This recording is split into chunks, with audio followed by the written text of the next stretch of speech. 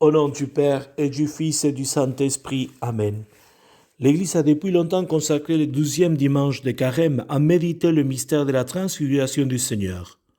Le Seigneur donne une vision anticipée, un avant-goût de ce que sera son triomphe.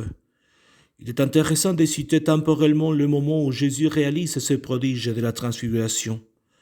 Quelques jours avant, Saint Pierre avait fait sa profession de foi. Tu es le Christ, le Fils de Dieu vivant. C'est à partir de ce jour que notre Seigneur commença à montrer à ses disciples qu'il lui fallait s'en aller à Jérusalem pour y souffrir, être mis à mort et le 3e jour ressusciter. Mais, comme nous le savons, Pierre refuse cette annonce et les autres disciples ne la comprennent pas davantage. C'est dans ce contexte que se situe l'épisode mystérieux de la transfiguration du Seigneur. Comme nous le décrit l'Évangile, était sur une haute montagne devant 3 témoins qu'il a choisis, Pierre, Jacques et Jean. Les visages et les vêtements de Jésus deviennent fulgurants de lumière. Moïse et Élie apparaissent, lui parlant de son départ, qui allait s'accomplir à Jérusalem. Une nuée les couvre et une voix du ciel dit « Celui-ci est mon fils, mon élu, écoutez-le ». Pour un instant, Jésus montre sa gloire divine, confirmant ainsi la confession que Saint Pierre avait réalisée quelques jours avant. Il montre aussi que pour entrer dans sa gloire, il doit passer par la croix à Jérusalem. Moïse et Élie avaient vu de leur vivant la gloire de Dieu sur une montagne aussi. Et la loi et les prophètes qu'ils représentent avaient annoncé la souffrance du Messie. La passion de Jésus est bien la volonté du Père. Le Fils agit en serviteur de Dieu, selon la prophétie d'Isaïe.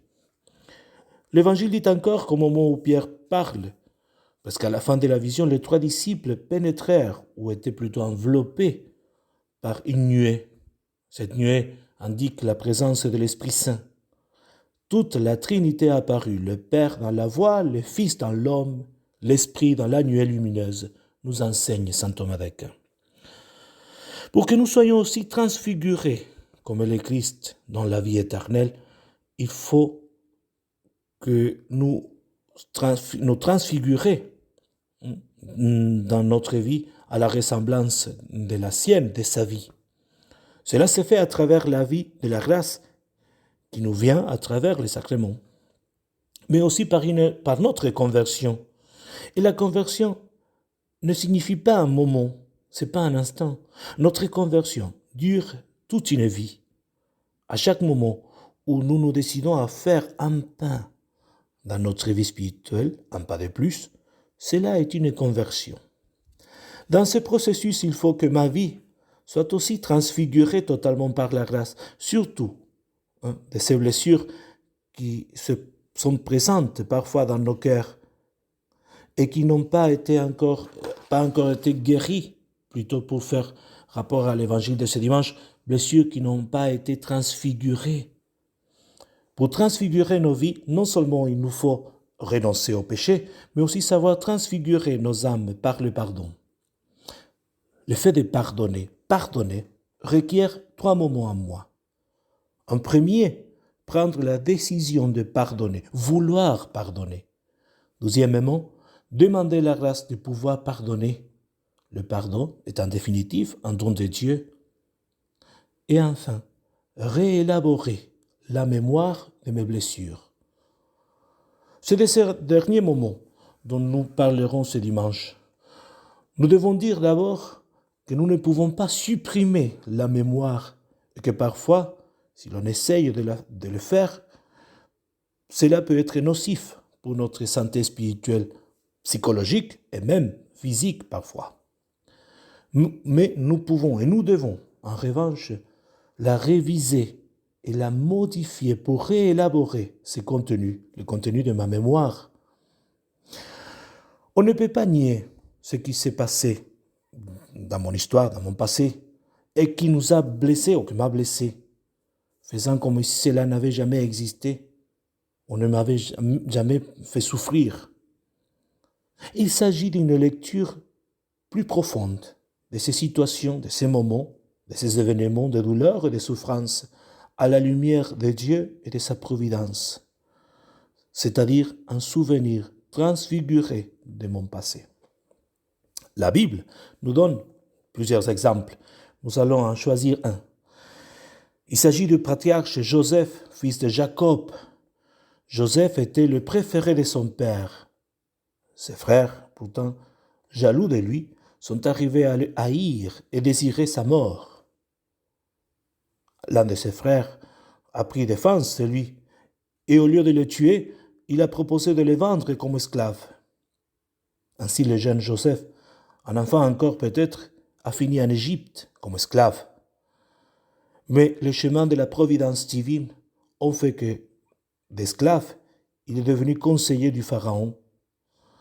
C'est dans cette circonstance que ses frères arrivent aussi en Égypte comme mendiants de nourriture, eux qui croyaient leur frère mort. Et ils trouvent que leur vie ou leur mort dépend maintenant de cet homme.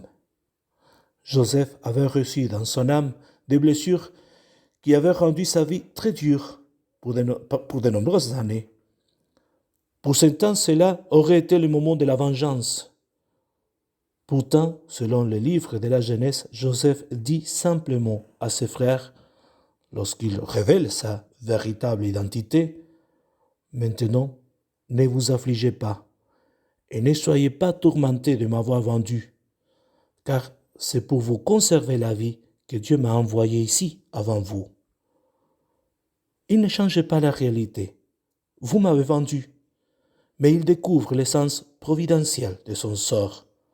C'est pour vous conserver la vie que Dieu m'a envoyé ici avant vous. » Cet exemple nous montre comment ces faits douloureux sont devenus un motif de maturité spirituelle. Tout mal peut être transformé en un bien supérieur. Saint Paul dit qu'un mal peut être vaincu par un bien plus grand. Ne te laisse pas vaincre par le mal, mais sois vainqueur du mal par le bien. Ainsi, tous les maux et les situations qui nous ont fait souffrir, même le plus grand mal qui est le péché, peuvent être une occasion d'autres biens. Biens qui n'ont pas été voulus par celui qui a fait le mal, parce que celui qui fait le mal veut faire le mal. Mais il est certain que ces mots ont été permis par Dieu en référence d'un bien supérieur. Guérir notre mémoire sans la supprimer, se regarder sans peur, mais pas sans souffrance, ce qui nous a fait mal, et nous fait encore peut-être, et qui nous a humiliés, et nous humilie encore peut-être, et les voir à la lumière d'un bien postérieur, un bien d'après, ou qui s'apprête à arriver dans cette vie, ou certainement va arriver dans l'autre vie, ou bien qui est en train d'arriver lorsqu'on essaye de le regarder d'une nouvelle façon avec foi. Laissons la lumière de Dieu pénétrer dans nos vies et la transfigurer. La transfiguration nous donne un avant-goût de la glorieuse venue de Christ qui transfigurera notre corps de misère pour le conformer à son corps de gloire, dit Saint Paul. Mais elle nous rappelle aussi qu'il nous faut passer par bien de tribulations, d'épreuves, pour entrer dans le royaume de Dieu. Que Marie, elle, qui est passée par la croix et la douleur de voir son Fils donner sa vie, nous donne la grâce de vivre comme ressuscité avec son Fils. Au nom du Père et du Fils et du Saint-Esprit. Amen.